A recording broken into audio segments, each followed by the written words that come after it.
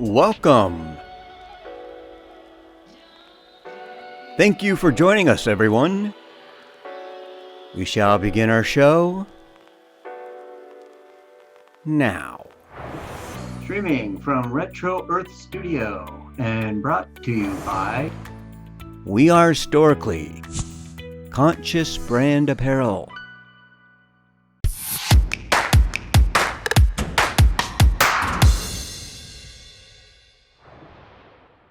And welcome to another episode of Creatives Chat. Hi, I'm one of your hosts. I'm Rusty. I'm Peter. He's the other host. And so who's our guest today, Peter? Oh, Rusty, I'm so excited. We have a singer, songwriter, producer from Seattle now. He's written songs that have been signed to international record labels, but he brings such a sensational soul, R&B and jazz voice to the mix, overall creative and multi-musicianal talent, Mr. Evan DeVries. Yeehaw! Can't wait to hear what he's got to say.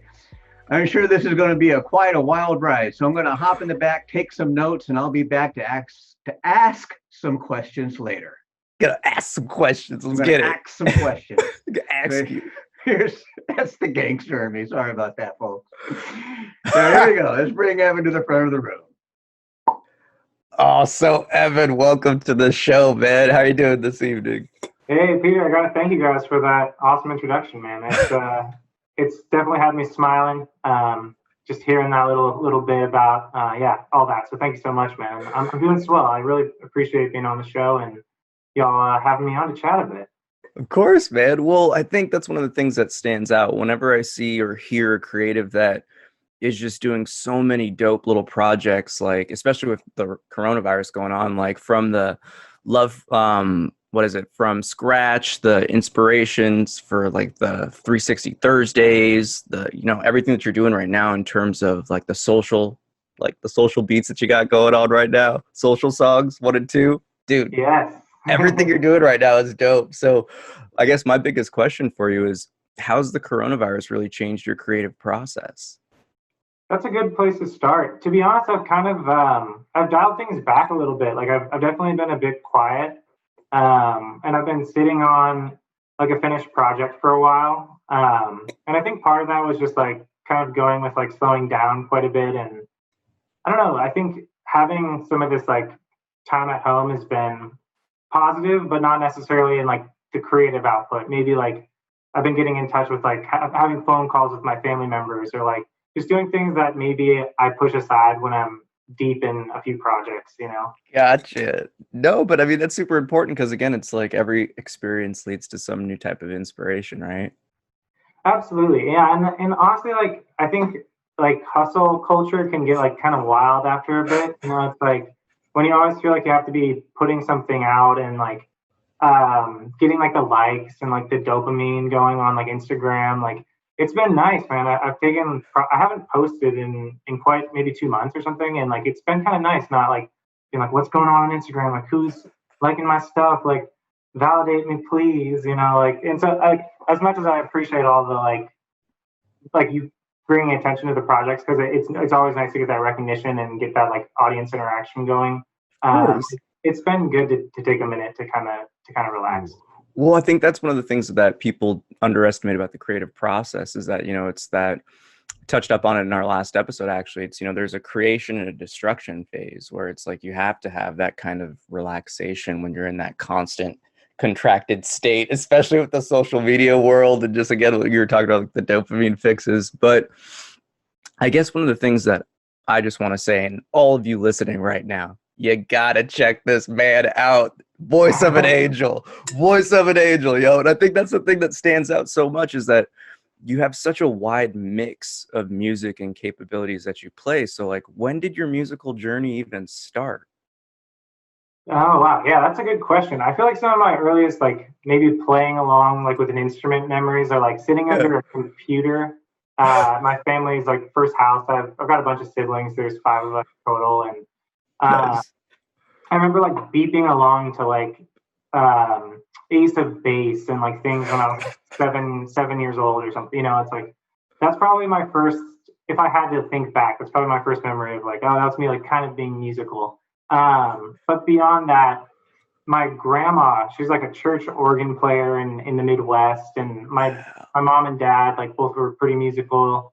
My dad singing choir, and my mom plays piano and sings. And my brother's also super musical. He's a great drummer, and he does sound design for video games as well. So there's definitely a fun job, man. Yeah, he loves it. Yeah, I think it's been something that's been a part of my life for a long time. Well, I guess that's one of those things where you got the bug early on and you kind of stuck with it. So is that one of your like, you find like your creative outlets for nowadays when you're just trying to express yourself? Because I know you're an amazing writer, but in terms of all the musical instruments you play, like which one do you go to when the heart needs to sing? Oh, that's a great question. Yeah, and honestly, that's kind of what I've just been spending time on, is just like enjoying my focusing so much on the output, because I feel Yeah. like we can get lost in that a bit, like trying to put things out so often, like you kind of can Yeah. lose sight of like I want the result, like I want the money from what I'm putting out, or um but I think focusing on that enjoyment piece first is really important. Yeah. And so I would say, like, honestly, lately it's been the bass guitar. Ooh. It's so fun, man. And I have a drum set back here. It's kind of hard to see, just a little guy, but the bass and drums are so intertwined. And like once you kind of get that sense of that being like fundamental to a lot of your favorite songs, like Mhm. it's just I've been gravitating towards it, and it's so fun and expressive. And yeah, I don't know. I started playing recently in the last 2 years more seriously, and it's been a kick. Oh, Dio, I think that's great though. So you hit the heartbeat of the band right there, where it's like the drums and the bass. So if you don't have that, you don't have anything in your song. Dude, yeah, and a lot of the most danceable music is just a great bass line and a fun drum part, and that can be all you need sometimes. So when you start there, fundamentally, it can lead to some great places. Well, in your creative process, what do you usually start off with? Because I think, again, one of the things that I've seen from like your Instagram and your YouTube channel was the from scratch making beats. Like that was one of the coolest things, just to be able to see two producers just kind of go back and just the musicians going back and forth with what their like inspirations are in that moment. And seeing that, I was like, all right, well, where do you like to start? Yeah, thanks so much for noticing that, Peter. Like, yeah, it From Scratch is probably my favorite like series, because it really is fun, and a lot of these instances, like some of them are close friends, but some of them are people who I had maybe just that was the first time we'd ever really been in a room together for more than 20 minutes or something like that, or we had met online much like ourselves, and got together and actually made a song. It can happen in a lot of different ways for me. It kind of changes, to be honest. I wouldn't say I have much of a process. I would say I get ideas in my head and I try my best to translate those on the spot to a phone, whether that's, just singing a little melody, kind of just trying to capture whatever it is I'm hearing in my head. Yeah, and then I'll go on a backlog and kind of see like, well, which of these are catching me now? Like what's sticking out to me? I have hundreds of these voice memos of nonsense sometimes. It's kind of just like, yeah, I'm babbling into a phone, and hopefully I can translate that later when I come back to it. Oh my gosh. But each instrument kind of brings its own little flair. Like I have a nylon string guitar that I got for like $40 on Craigslist, and that thing is beautiful. Like it sounds so good, and it kind of brings out a different style. Or when I start on the bass, or I'm not a great keys player, but if I start there, I'm going to get an idea that's different than if I played a guitar that I'm more familiar with. Oh yeah, yo, I'm right there with you with just like the catalog of just different random recordings and just walking in the street, just doing these little things to myself. People looking around like, what the hell is that guy doing? That is 100% it, man. Yeah, I just like trying to play it cool. I'm in an elevator, somebody gets in. All right, I guess I'll wait like 20 seconds until they leave. Let's finish this up. Well, when the inspiration comes, it just flows, right? You got to let it out before you lose it. Yeah, absolutely. And that's like an interesting piece, I think, to work on a bit with, like just remembering those ideas a little bit more clearly. And I try not to get, not like forcing it or putting it away, but like try not to get too stressed out about like, I have to remember this, because that I think pressure off. Yeah. Well, I think that's one of the things, like we kind of touched on it earlier, but it's taking the, I guess you would say almost like the attachment or like the ego or the person out of the art. And when you do that, it's just such like a liberating feeling when there's no pressure, there's no judgment, there's no worrying about like the price costs and all these other things. You can just kind of let it out and flow with it. Absolutely. And for anyone in any art form, I feel like that enjoyment really has to be like first and foremost. Not that there aren't people who have a monetary focus and are successful in that, but I think for your own like well-being and like love of what you do, like all that other stuff can make you a little bit like bitter towards it. But if you just keep it like with like, I just really want to love doing this because I love to do it. Like that's a great place to be, you know?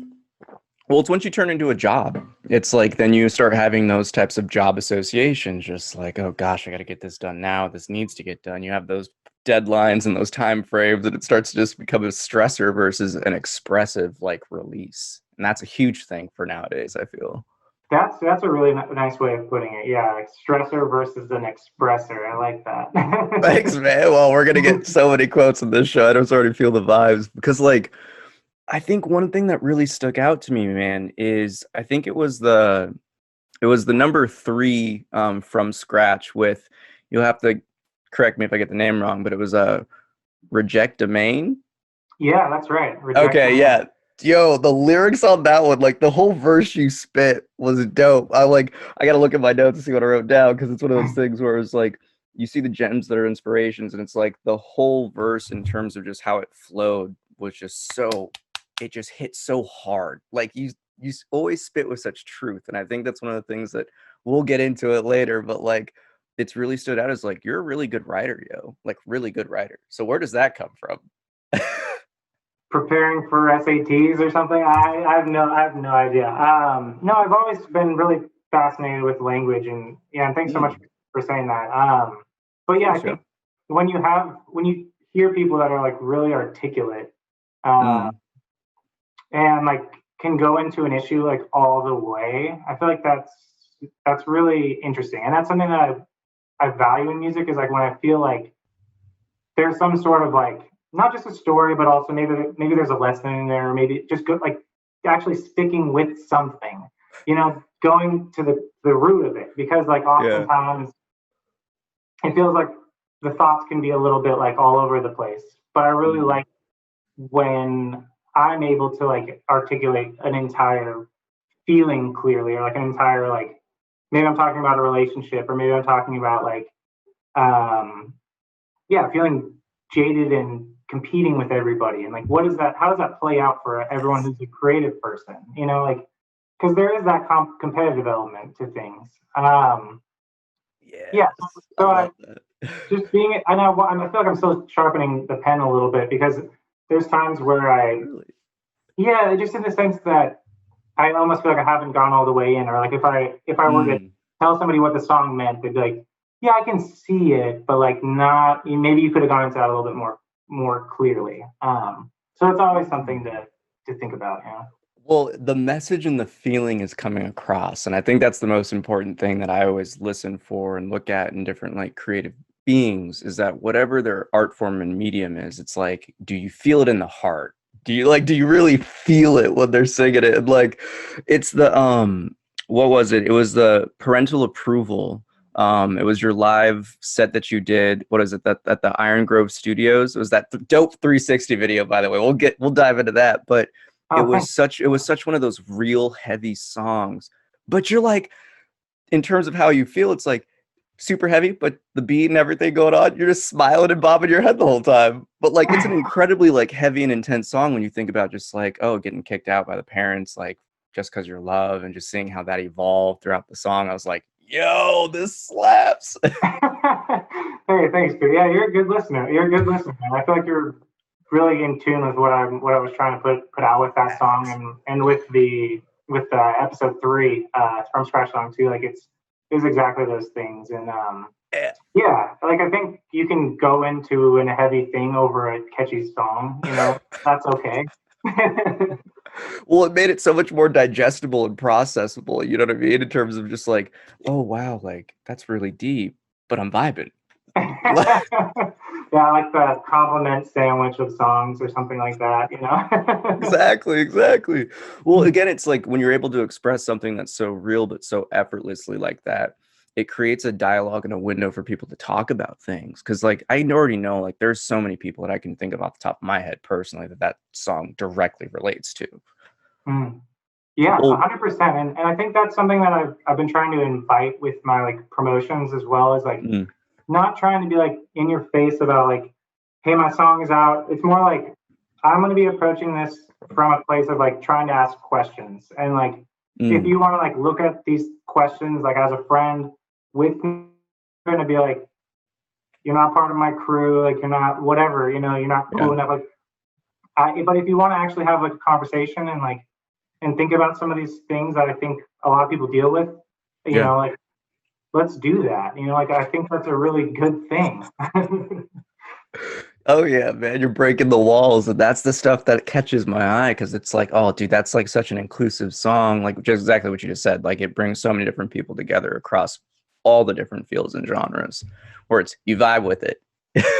That's the goal, man. Yeah, hoping, you know, slowly but surely you start to see people responding and having those conversations with you, even in a place like Instagram where, you know, Mm, we know there's a lot of just people kind of getting stuff off their chest, maybe not in a way that they would normally treat like a person, you know, it's and yeah, that's not cool. Like why are we behaving like that? Like we all know that's not cool. Like uh, exactly.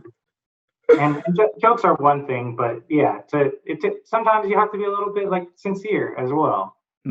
It's well, it's the vulnerability and just being able to create that dialogue, and that I'm pretty sure that was like a line in the song too, or something about vulnerability. But it's like, you know, like, or that's the stuff that comes across, man. Is like when you're open like that, it's just the people that are again, it's kind of what we talked about in the green room, like people that need to hear the certain message, like they just gravitate towards it, and it just those paths cross that one point in time, and they're like, oh wow, I needed that, and then boom, they're off doing something else. Yeah, and that's there's something beautiful about that, even if it's a short-lived thing. You know, that's really nice.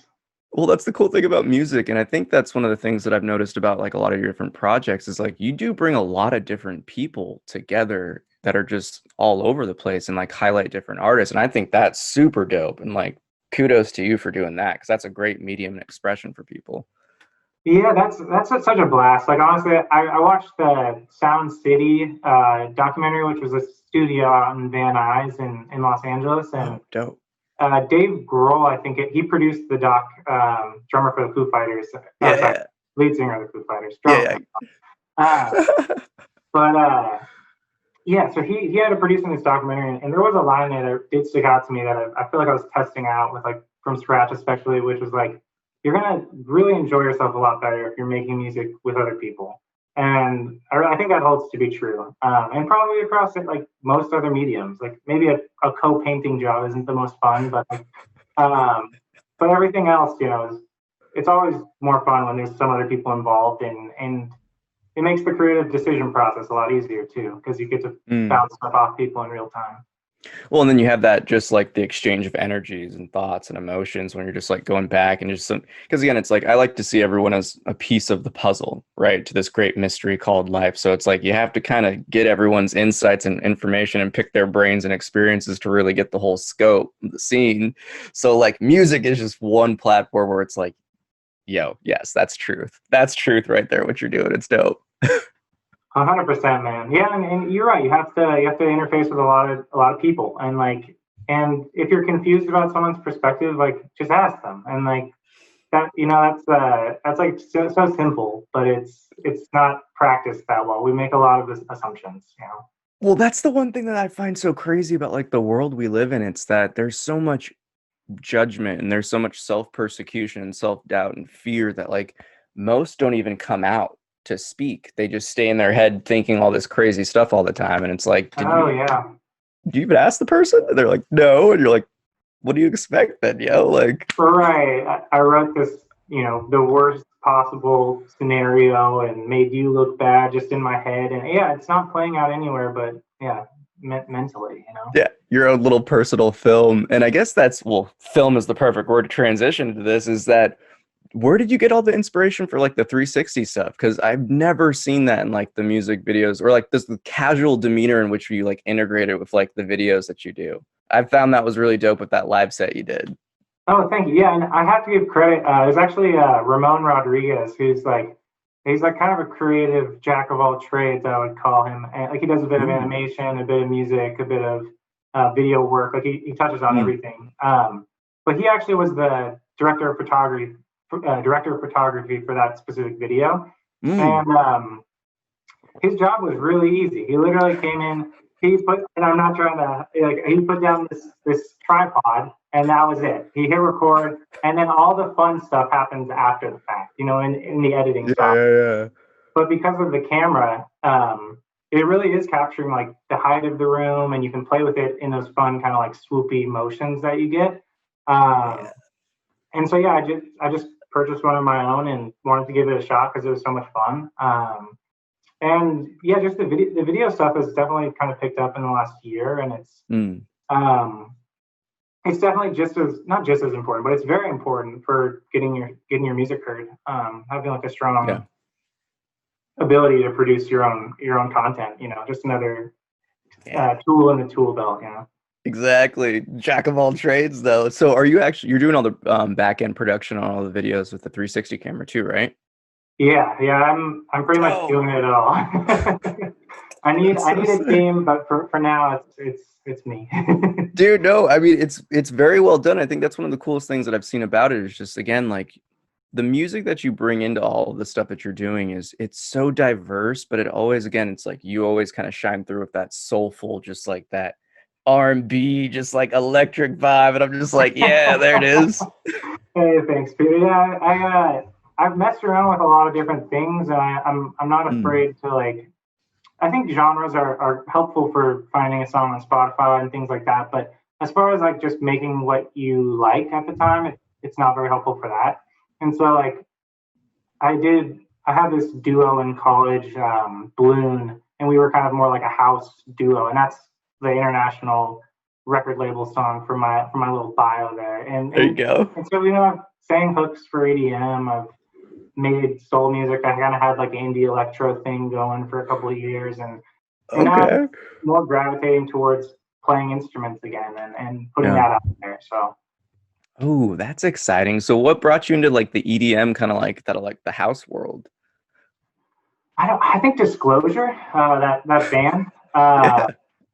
When I was stocking fridges at grocery outlet in Linwood, and over the summer, and I just had the Disclosure album on my phone, and I don't know, man, it was really infectious. And I hadn't heard much house music during the 90s, I don't think.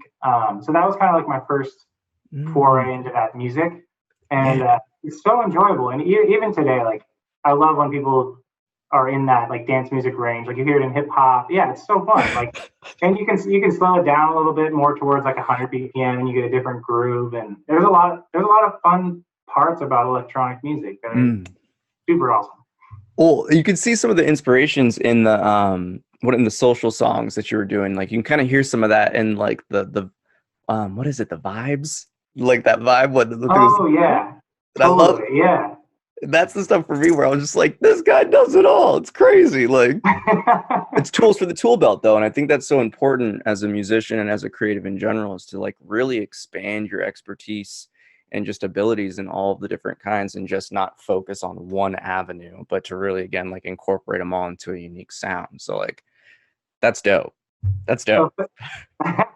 Oh man, thank you. Yeah, I feel awesome. Dude, of course, man. Well, I think that's one of the reasons why like I wanted to bring you on Creative Chat, is to like highlight really creative people that are actually doing things that are inspirational, because you're bringing in different communities, different people, and giving them a platform, and then again like refining your own stuff and just accelerating as an artist on the production level, the videography and all that stuff. So it's like, yo, like keep that up. I'm loving it. Absolutely. Yeah, and I think it takes that these days, like wearing a lot of those hats, and it can be like, I honestly like learning new things. Like I find it to be interesting. You know, like we just, my girlfriend and I, Haley, we just moved into this place. Actually, this is my first time filming anything in this studio space, and it's kind of the first time I've had like really dedicated like room for this, and it's really exciting. And my computer was packed away for like 2 weeks, and I was just like, I just want to get on there and like get on YouTube and like watch some graphic design videos and like pick up some. Yeah, I love that process of learning some new skills. Well, again, that's the creative spirit I find, is that you get in that when you get in a stagnation, that's when I've always found that like life just gets in that really dark place where it's like you always got to keep pushing that limit, pushing that understanding, building that arsenal, because life is always going to present you something, right? 100%. Yeah, I think you're definitely hitting the right notes there. Yeah, it's nice to just keep sharpening the blade and learning new stuff, and it brings you to other people to work with, and Exactly. it's always fun. Well, in terms of the inspirations for a lot of those little side projects that you were working on, like where did all that stuff come from that you were like, oh, I want to start bringing all these like musicians. Oh, I want to meet the guy that I've been friends with online for a little bit. Let's make some beats and show people how we're like the process. Totally. Yeah, I think, well, for from scratch, I was watching a lot of Kenny Beats, The Cave, and it was like that, but my version's like with the underdog, like, it's like, of course you want to see your favorite rapper in the studio and having a goofy time. Like that's an easy sell, but like to just get together and like try to make like a real song in 4 hours or 5 hours or however long, it was a unique challenge, and I knew it would like bring me into some different circles in a healthy way of just like even if it's somebody I haven't met before, like what can we do in a room, never having met each other before in a limited amount of time, and that just sounds cool. Like that sounds fun.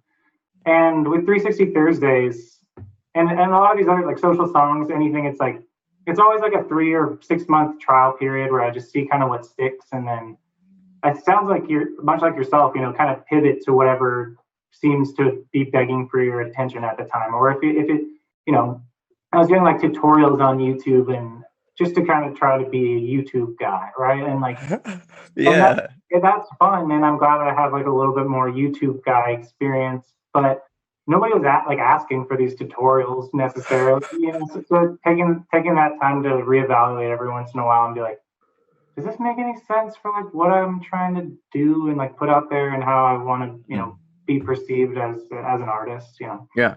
No, it's super important to always kind of like have that search. But again, it's important to have that search to find the genuine self, to find the one that you like, what is my thing that I'm just gonna crush? And like it's definitely that speed chess musical collaboration, yo. I love that. It's dope. I can't wait till we can get together again and do some of those episodes in person. I consider doing the Zoom remote thing, but I feel like the spirit of those collaborations are definitely like in person, and that's okay. Yeah. You always find something else that'll be fulfilling and feel fun. Yeah.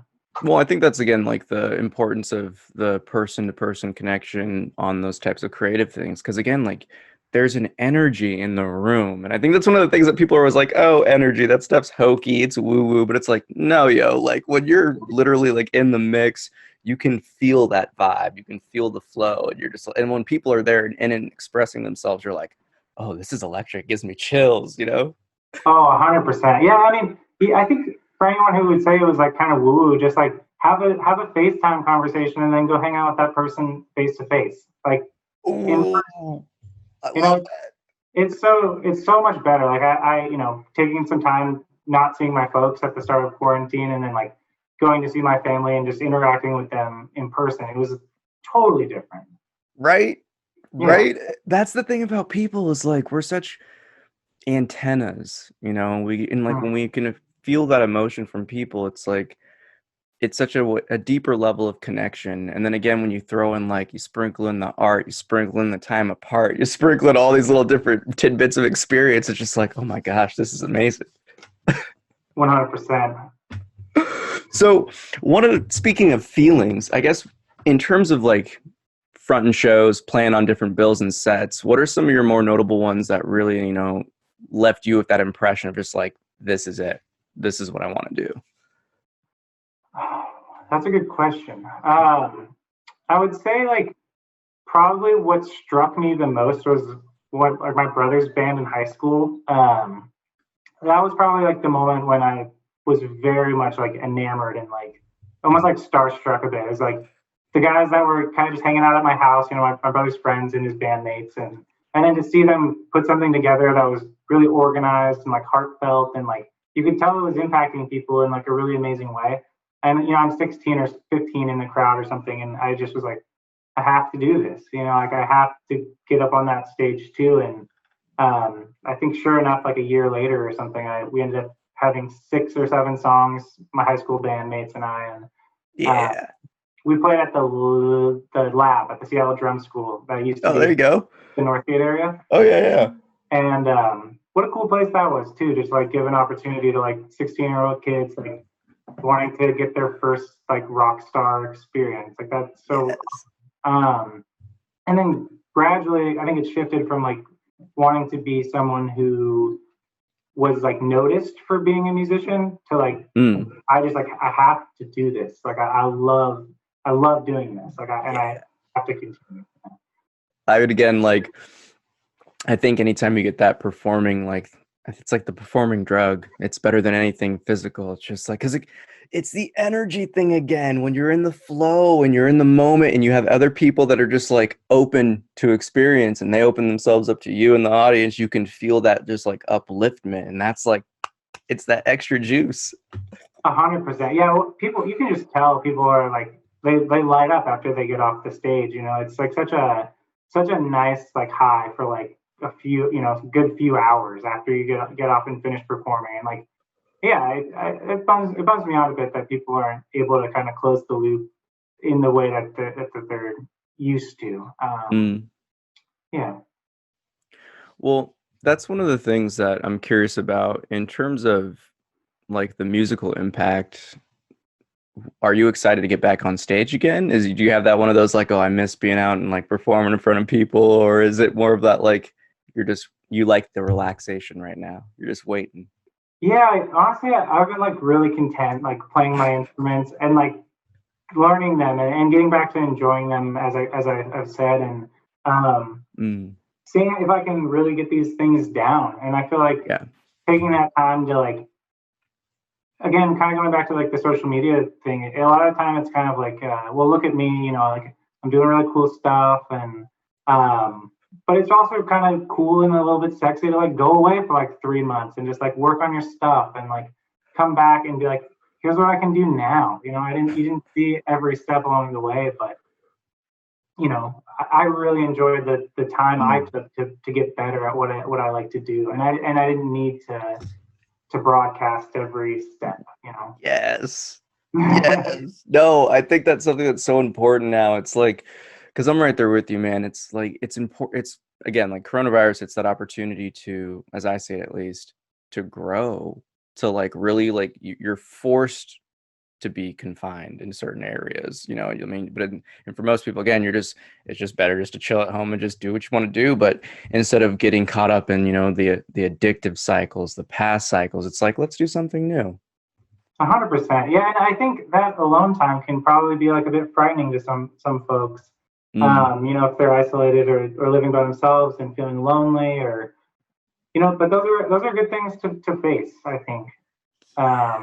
You gotta address those things too. Yeah, the unpleasant stuff. A lot of people want to push it into the corner, like with those negative cycles, like you're saying, and it's just as important to address those things and give yourself some patience and like not be so judgmental when something pops up and you're like, oh, I shouldn't be feeling this way. Like this isn't what I've agreed upon as who I am. Like this isn't who I am. I only feel this way. Like, why am I feeling anxious or something? You know, it's okay. I like that. Well, again, it's like you have to go into the darkness sometimes to get to the other side of the cave. Like you have to really grow through these things and nail on the head. Like if you feel uncomfortable and you want to push it away, it's, as I see it, it's just going to keep coming back. Like just worse though, obviously. Yeah, I think you're right. Yeah. And yeah. Just taking that time is really healthy too. And you're right, it can be like a growing thing and some really healthy reflection too. Ooh, that's the hot word right there. I love it. It's that reflection. Well, you have to, man. And again, it comes back into some stuff we'll touch it on in a little bit, but I think there's there's nothing more important, because it's like two sides of the same coin, right? Like you have like, oh, I want to go do experience, I want to have this, I want to live that. But if you're not processing that, like it's just, I like to see it as just like you're just shoveling food in your mouth without actually going to the bathroom.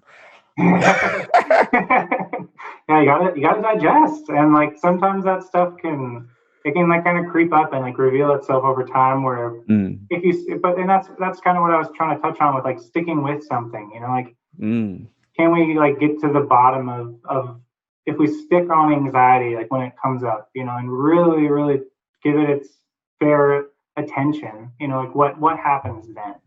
You know.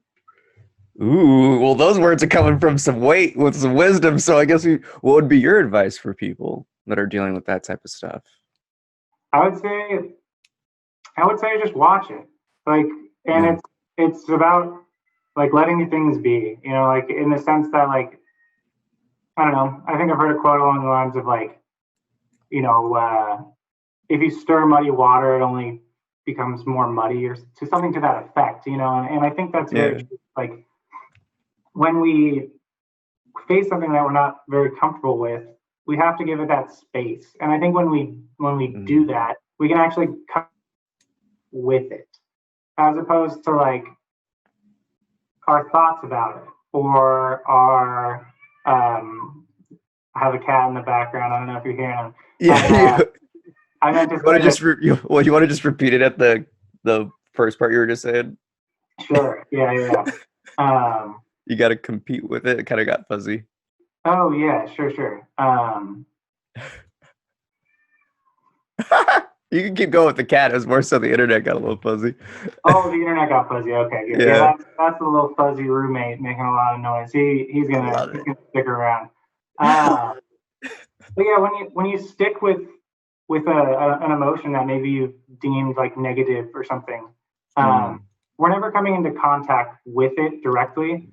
We're more like piling our thoughts on it, or like pushing it in the corner, or trying to stomp it into the ground. However you want to phrase that. Like, but if we actually just see it, which is more difficult to do than I think people realize, but if we actually see it, then I think we can understand it. Yeah. No, dude, that's nail on the head. I love that, because it's like we can't heal and grow from what we can't recognize. And and I think that's one of the things that you just touched on is like when so many people want to just suppress it and bottle that shit up and just like throw it in a closet and be like, well, no more problem, you know? Yeah, it's like it's gonna burst at one point, and when it happens, it's like, bless your heart. Wish you the strength. Yeah, no, that's suppression. That's 100% the word I was looking for. Yeah. But it works, man. And I think that's one of the things that I always find so beautiful is that like every creative that I've gotten a chance to really, and then personally, again, like for the listeners, I see every person as a creative being. We're all those unique spirits and souls just really trying to just live out our inner child, right? But when we suppress and like create that game of self-sabotage and we don't give ourselves those outlets, that stuff just eats at us in like the most negative and destructive of ways. Because again, it's like you suppress it, you run away from it, you replace it with something else that you're consuming or some other nonsense. Yeah, I was really very much interested to come talk about this type of stuff with y'all, just because I think it can be seen like you were saying, like with energy, like as a bit woo woo, and but really what I think, I love having an avenue to talk about this stuff, because because so many people are like scared, or just like, tried one thing and therefore none of it's good. And it's cool to like talk to people like just openly, and like, I don't know, like I'm not just having a place where we're not trying to be more right than each other and argue, or just like, hey man, I've been thinking about these things. What do you think? What's your take? Like, am I slipping up on something? Did I miss something? Like, do you have a great tip for me? Like, how can we be of service and care about each other, you know? Ooh. Oh man, I love that, because I feel like what always resonates with our heart, when people can actually have those dialogues where it's not a judgmental space. It's that vulnerable opportunity to like take something away from someone else and like them give something back. And it's that exchange of perception. It's that exchange of the heart that it's like, it's so important nowadays. And I think that's kind of the blessing in disguise with the Rona, right? Like you have these types of things that opened up, you know, like we have these types of virtual conversations with people all over the world that everyone's always like, again, like I always see that we're connected by our sufferings, right? And we're all experiencing something that like, this hasn't really happened to our generation at all. Like we haven't dealt with like a world war like some of the previous generations. And this is the first time everyone's really experiencing the same stuff that like we can all kind of relate with each other on a baseline. It's super that's a nice way of putting it. And there's been some amazing like byproducts as you pointed out from this. Like people's like adaptability has been like pretty amazing. Like, and an example of that is trying to buy like a webcam or something. And like because everybody was mobilizing and was picking up on the change, and that's really cool to see like people be that adaptable and try some new things and welcome a nice conversation that maybe you wouldn't have had if the circumstances were different. Right. Well, I think that's again too, that's one of the reasons why like a lot of the work that you were doing really caught my eye, is because it's like that's someone who's adapting. That's someone who's like changing things, and they're making it their own, you know, and they're incorporating their own style with it and their own unique, you know, their own unique shine. That's the stuff that's so important, is like everyone, we can do that. You know, we can all do that type of stuff and like make it even better, you know, with each other and just keep it going. 100%. Like I just want to see people be like decent and nice and considerate towards each other. Like it sounds crazy, but just there's so much bickering and like kindness. You're such a crazy person. Yeah, right. That's wild. But yeah, like just taking some time to, you know, be a baseline level of respect that I think everybody deserves, you know, and there's a lot of, it's difficult to, and this is why I think being articulate is so fascinating, because it's really difficult to, it's really easy to argue, and it's really difficult to show somebody kind of what you see. You know what I mean? That's a big difference, I think, is like kind of walking somebody like hand in hand versus bickering. And sometimes it takes a lot of like, you have to be sharp, I think, to be able to articulate that and to have those conversations with people, and not only recognize like, you know, maybe here's where this person is slipping up on something, but like here's how I would communicate to them to show them what I mean, you know, and that's really challenging. Well, it's like the way I like to just kind of tease about it is just like, how dare you listen, Evan? How dare you listen to people and be considerate and compassionate towards their understanding? Because it's like, you guys, like, that's really all it takes is, you know, everyone just goes through this world acting like they're so alone. And it's like, yo, we're literally all flying through a rock in space. Like, it's a we thing. Well, and I like to think of it kind of like touching back up on what you were saying is, it's very much so like people talking with you versus talking at you.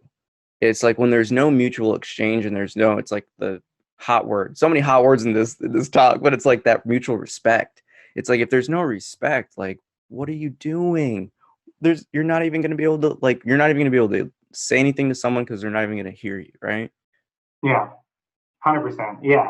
Yeah. No communication.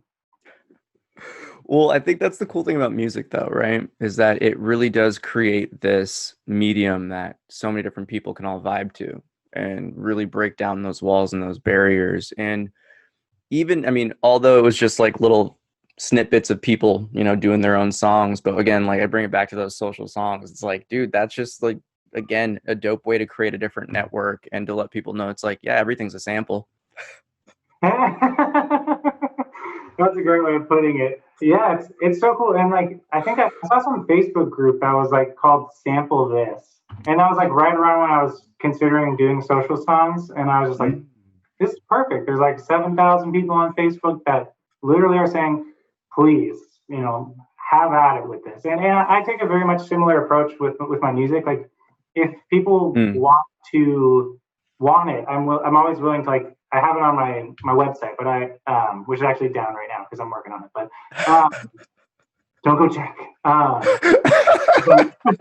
But with this new batch of songs I'm going to put out, I'm going to give people like the stems, the individual track outs, and all that stuff. So if they like want to play with the song, like go for it. Like I I don't know. I think Freddie Mercury said it. He's just like, just don't like make you look bad. You know, do whatever you want to do with my image. And I'm not even saying that. I'm just kidding. But just have fun with what it is I've put time into. Like, why not? Like, I'm not going to hurt me financially or emotionally or whatever. Just have some fun. You know. Well, that's the next level stuff right there. Open source music sharing. Would you have that? You know, it's a new wave, and I like that. That's super exciting. Hello. I had a good question. That's perfect time. I had a question. Hey, Rusty. Hi. Snaz. I'm back, and and I've been listening intently. And I got to say, I've been taking notes. I always do, but I'm really like checking out your bio and checking out everything you said, and of course, I'm fact checking and making sure, you know, everything. Good stuff. Yeah, keep me honest. Well, I was actually quite interested. Like, wow, I wonder if you've had any formal training. So everything you know is basically self-taught or basically from watching others.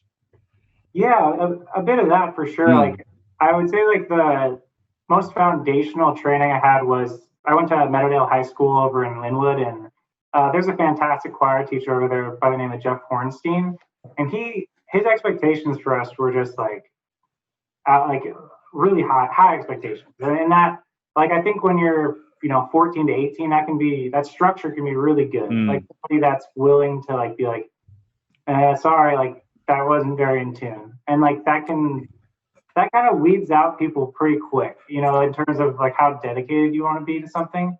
Yeah.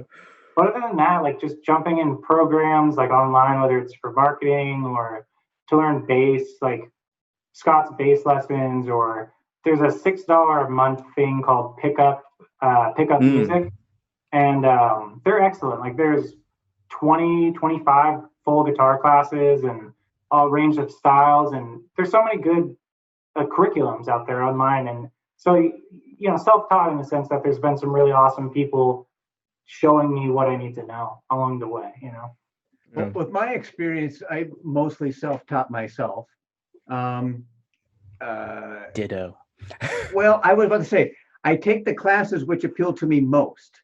Like I've studied music composition. I've studied music theory. I can read music. I can write music. I have that background, but at the same time, and I can compose music. But when it comes time to like actually writing music and putting music together, like those are things you really do learn on your own, because there is no right or wrong way. And this is what I've learned is that those that go to get formal training, they only learn a certain way. They might learn 2 or 3 certain ways, but basically they stay within a realm of what they know. And as a creative, basically, I don't know what can't be done. And so I like that. Yeah, so that's kind of where I kind of lean sometimes, is that those that don't have the formal training, their material is more raw. And I find it a lot more interesting because they've had to kind of create it and learn it on their own. And so what has your experience been like that from creating what you've made in the past and what you're making now? Because as time goes and we get more and more familiar, we create our own process, and then it becomes second nature, right? Yeah. And so then it becomes, there's also the trap of falling into complacency because of that, right? So when I didn't know, there was that hunger that, okay, I'm going to do this, then it becomes unique because it's never been done before. So I'm just want to get your take on music and what that's like, what you see is happening now, what you might see happening in the future for yourself. Yeah, I think there's a lot of awesome observations in what you said, just about creativity in general. And lately, I've felt like I finally have like come into my own a little bit, in the sense that I'm not like anxious about being able to put something together, which is like that's a really nice feeling, because it's like comes with that sense of trust. And I think probably the first like 8 years I was doing this or something, like it was more like, I'm gonna start again. It was at the start, it was pure enjoyment, like you were saying. It was like, I don't know what I'm doing, but I wrote these 6 songs with my high school band, and they feel amazing, and this is the best time I've ever had. And then it was kind of like, oh crap, I don't know how to mix. I don't know what are unpleasant frequencies? Like, how do I take them out? You know, like whatever, like all those things that you like. What is a altered dominant scale? You know, there's a million things to concern yourself with. And then, so starting lately, I think I started to enjoy learning new things like that, and it interests me. Like, and that's why I'm listening to like a bunch of jazz lately. I'm listening to old like soul records. I'm like diving into people that played together as like a unit, and like we're just amazing at their instruments and at their craft, and I really admire that. And I would say sonically, it's kind of transitioned maybe from like a bit of that like Disclosure, more indie sort of dancey thing into like closer to jazz or closer to like an old soul record. And I would say that's the future. The project that's about to come out is somewhere in between all of that.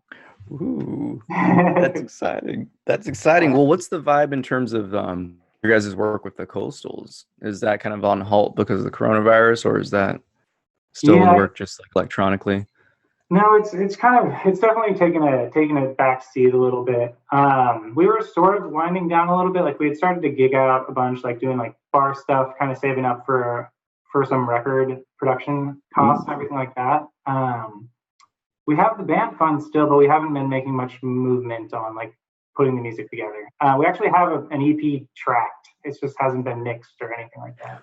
Well, I guess that's the thing about the lockdown. And so once it ends, it's everyone's bringing their own A game. It's a little different. So it's like people are going to be coming back and getting back together and getting that creative expression going as, I guess you would say, like leveled up musicians. Or leveled up people in general. But I get that's the exciting thing is like you have the bright future, man. Like super stoked. Oh, thanks, guys. Yeah, I'm gonna end and close here soon because we're reaching the time limit here. So I could keep on talking, but we've got more shows, Peter. We got another live stream this evening. Right. Dang, good for y'all. Yeah. Yeah. We're raising some money for raisethecakes.com, and so there'll be a little promo about this after the show. But what I wanted to mention is that your from scratch that you're making the show where you make a song within a certain time period. I love that concept. Yeah. Because I love playing games with myself, and sometimes just putting an arbitrary deadline on something just for the fun of it actually creates momentum for it, rather than, hey, I'll get to it when I feel like it, saying, hey, we're going to do this right now. Because the only time to create is now. You don't create tomorrow. You don't create yesterday. You create now. And so the fact that and how you create, this is my trick and tip that I want to share with all the other creatives out there, is that there is no how. There is no specific how to do any one thing at any given time. There's only how is organic and in the moment, and how it works for me at this moment may not work for me next moment. And so, and what worked for you may not work for me, but how it works, I don't know, but we figure it out in the moment. There's no way to prepare for how until that moment. And so when you're making a song and you go, how are you going to do this? How is that we're just going to be in this moment and we're just going to do what's in front of us. That's how. And so I like that you play games with yourself like that. Hey, let's create a song. And so even if the song's not done, the song is in conception. The song is been, like it's been called into existence. And so, and this is what I've learned with songs, music, projects, anything, is that when you call them into existence, pretty soon they take a life of their own and they're calling back. And suddenly they're calling you into action and they're saying, hey, and like this show pretty much has a life of its own. It tells us what to do, doesn't it, Peter? Right. No, truth, truth. So seems very much present in the ethos. Yeah. So keep playing that game and keep sharing your experiences with each other. I like your channel and I like watching the 360 videos. I've got my own camera. I'm going to talk to you later about editing and what you do and how you get that to do that, because I believe that's going to be the future, is 4K, AR, VR, everything's going to be 360 immersive type of video. Ooh. 100%. Yeah, fire away, Rusty. Happy to chat. Thank you. Yeah, I'm going to be taking you up on that. And so, as we draw to a close, let me remind everyone that nothing happens by chance and everything happens for a reason. So keep a positive attitude about yourself and shed a positive light with others. Express your truth with clarity and purpose, and together we'll manifest peace and harmony. Until next week, have a happy always. Oh, yeah. That concludes this episode of Creatives Chat. Thank you for watching. Join us every Thursday at 3:33 p.m. Pacific Daily Time as creative minds get together and chat about who knows what. View more episodes on our YouTube channel. Don't forget to like and subscribe.